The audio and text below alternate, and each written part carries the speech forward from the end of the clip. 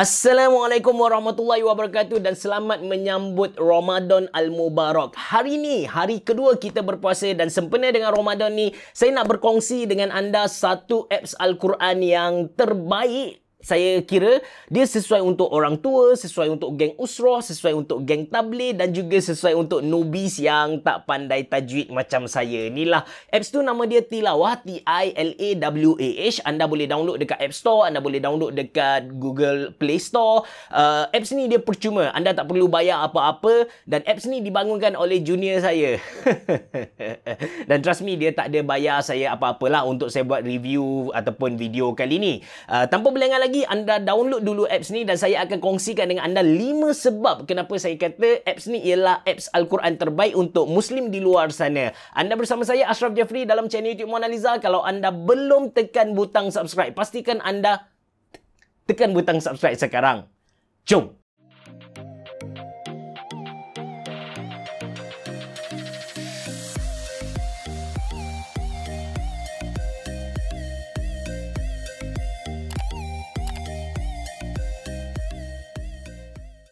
Okey, sebelum saya kemukakan 5 hujah kenapa saya kata apps Tilawah ni ialah Al-Quran digital terbaik dekat kita punya phone, kita buka dulu dia punya apps dan kita belajar dulu interface basic dia. So, bila kita buka untuk kali pertama, kita akan dapat interface yang macam ni. The first step yang kita kena buat ialah kita kena login. Siapa-siapa yang tak ada account, kita cipta account dulu. Macam saya just letak Ashraf Jeffrey dengan saya punya email. So, bila kita login, ini interface yang kita dapat. Di bahagian bawah tu kita ada 4 tab utama. Kita ada tab Tilawah, Ayat, Carian dan juga Tetapan. So, untuk Tilawah, dia sebenarnya ialah home ataupun newsfeed untuk apps Tilawah ni. Kalau ikut kepada junior saya, dia kata yang Tilawah ni sebenarnya dia nak jadikan ala-ala Facebook macam tu, newsfeed yang mana kita dapat berkongsi apa yang kita baca dekat orang lain dan apa yang kita faham tentang ayat tu kepada orang lain lah. So that's why bila kita scroll down, kita akan dapat banyak perkongsian daripada pengguna-pengguna Tilawah ni lah. Macam contoh Ina Yana ni, lepas tu Nur Adenin. So ada banyak benda yang kita dapat kongsikan dan dapat kita belajar lah sebenarnya dengan apps Tilawah ni.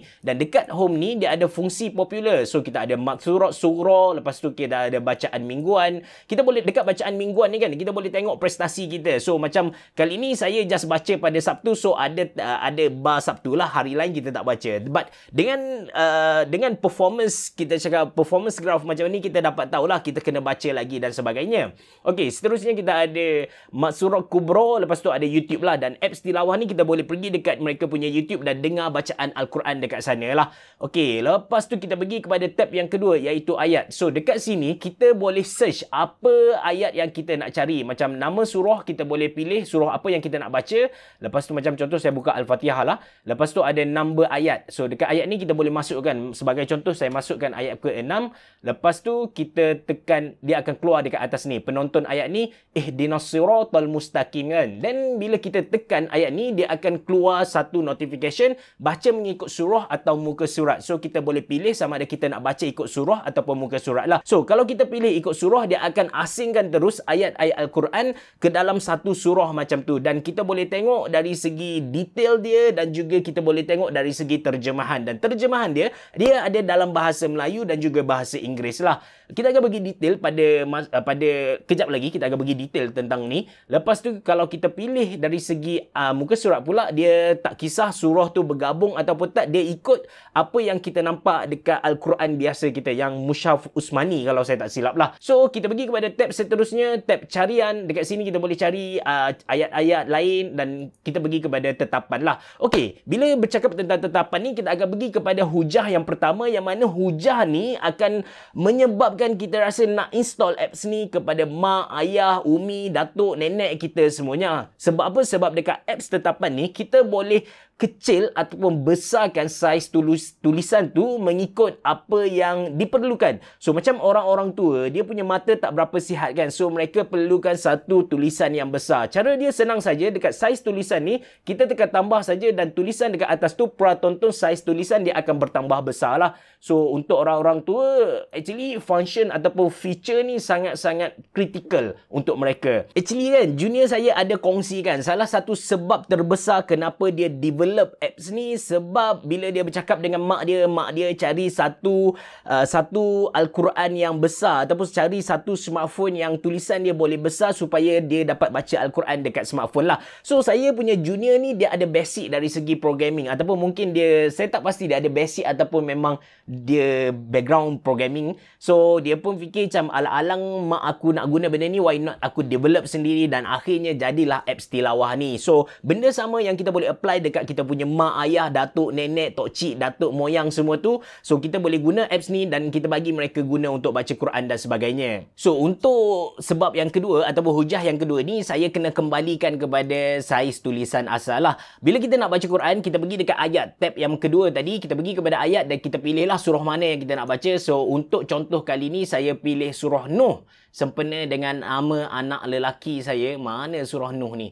Kita boleh scroll down macam ni, ataupun kita just boleh tulis nama dia terus dan akan keluar lah. So ayat 1 untuk kali ni kita pilih tab surah dulu. So bila surah, macam saya bagi tahu kepada anda tadi, dia terus asingkan mengikut surah-surah, dan kita akan dapat baca dari segi space tu dia jadi makin besar compare dengan kita baca ikut satu muka surat macam tu lah. So ini ayat yang kita akan dapat baca, Bismillahirrahmanirrahim, dan ini ayat pertama dia. Kalau anda perasan dekat tulisan dia ada warna hijau, ada warna purple macam tu kan. So untuk sebab yang kedua ni sangat-sangat penting untuk orang yang newbies, tak pandai tajwid macam saya ni. Sebab bila mana kita tekan warna hijau macam ni, dia akan keluar satu ayat ataupun satu perkataan untuk ayat Quran tu sendiri, dan dia juga ada tekankan dari segi tajwid. So dekat sini warna hijau dia ada tulis dengan gunnah 2 harakat, dan untuk warna merah ni mad wajib 4 ataupun 5 harakat lah, dan dia ada maksud dekat bawah ni dari masuk warna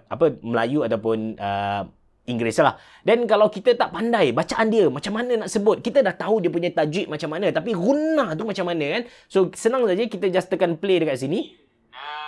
So kita akan dapat dia punya bacaan lah. Sekali lagi,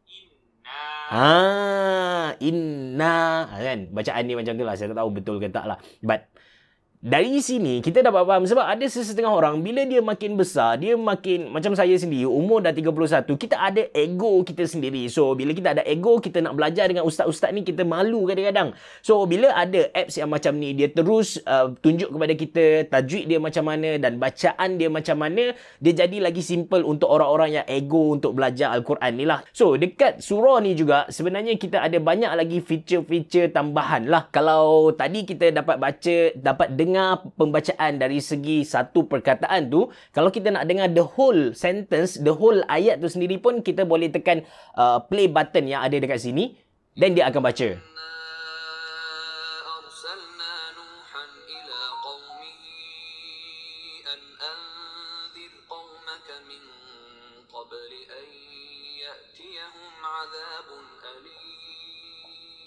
So, kita boleh dengar bacaan penuh lah untuk Al-Quran tu. Dan kalau kita nak download, ni feature yang ketiga.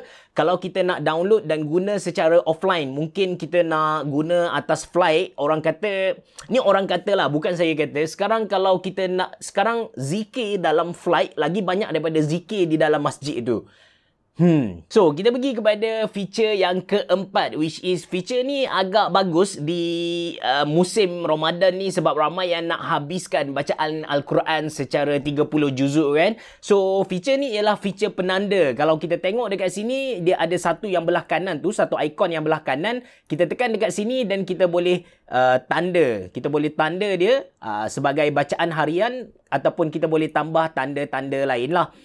So, untuk bacaan harian ni, kita just tekan bacaan harian. Dan bila kita dah tanda, lepas tu kita pun tutup sekejap apps ni, kita buat kerja lain, dan keesokannya kita nak sambung balik, kita just masuk balik, kita login balik, dan dekat atas sini, dekat kita punya tilawah ataupun dia punya home tadi, dia akan ada satu pilihan iaitu penanda. Kita just tekan dekat sini dan dia akan pergi kepada last kali kita tanda tu lah. So, ini feature yang keempat yang mana saya rasa ni adalah hujah yang penting juga kalau kita nak tanda bacaan terakhir kita. Okey, untuk hujah yang terakhir ataupun yang kelima, feature yang kelima yang saya suka dekat apps tilawah ni ialah feature nota. Selain daripada penanda tadi, kita juga boleh tambah nota dekat kita punya bacaan. Saya bagi contoh nota yang kita kena tulis dekat kita punya wife punya apps tilawah tu ialah surah An-Nisa, surah yang keempat.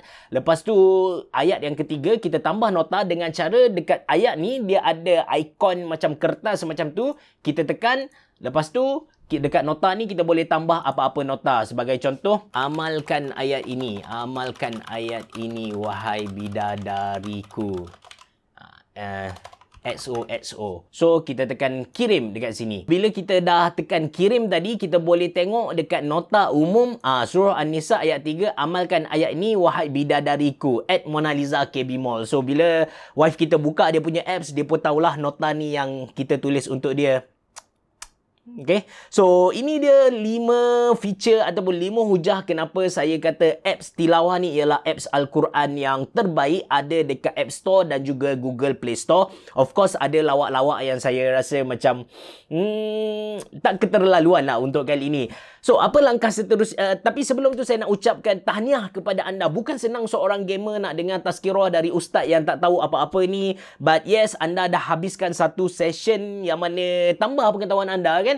So, tahniah kepada anda. Apa langkah seterusnya ialah anda boleh install apps ni kepada anda punya mak, ayah, tok cik, nenek, moyang dan sebagainya dan ajar mereka cara untuk guna ni. Instead of mereka bawa Al-Maksurat pergi mana-mana ataupun Quran fizikal ke mana-mana, why not mereka just bawa satu apps yang memang mereka akan bawa ke mana-mana, iaitu dalam mereka punya smartphone lah. So, itu saja dari saya. Kalau anda rasa video ni bermanfaat kepada anda, jangan lupa untuk kongsikan dengan kawan-kawan anda di luar sana supaya mereka pun dapat manfaat daripada anda lah. Orang kata kalau kita ni malas baca Quran, why not kita permudahkan orang lain untuk buat amalan. By that, kita pun akan dapat pahala dari mereka. Wow, jadi pencetus ummah kali ni. So, terima kasih kerana menonton. Jangan lupa untuk tekan butang like. Jangan lupa untuk subscribe channel YouTube Monaliza. Dan jangan lupa untuk follow saya di Instagram. Kalau anda ada sebarang soalan, cadangan atau apa-apa saja, anda boleh tulis di ruangan komen di bawah. Bereboh. Jumpa lagi.